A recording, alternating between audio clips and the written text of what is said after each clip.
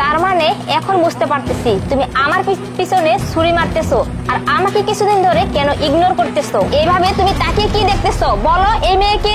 দেখো, আমি তোমাকে সব সত্যি কথা বলতেই যাচ্ছিলাম, কিন্তু তুমি তো আগেই দেখে ফেললে সবকিছু। তুমি বা আমাকে কি বলতে যাচ্ছিলে বলো, সত্যি করে বলো এই মেয়েটাকে। আসলে হয়েছে কি, আমরা দুজন বিয়ে করছি, ও আমার ওয়াইফ আর ও আজ থেকে আমার সাথেই থাকবে। বাহ, কত বড় তুমি একটা সিটার, তুমি এই মেয়েটাকে বিয়ে করে ফেলছো।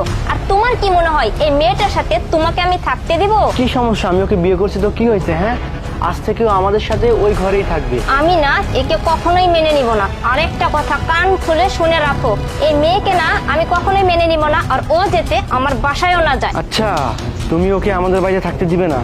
আচ্ছা ঠিক আছে, আমিও তোমাদের বাড়িতে আর থাকবো না। আমি আর ও বাসা ভাড়া করে দূরে থাকবো, তোমার সাথে আমি আর থাকবো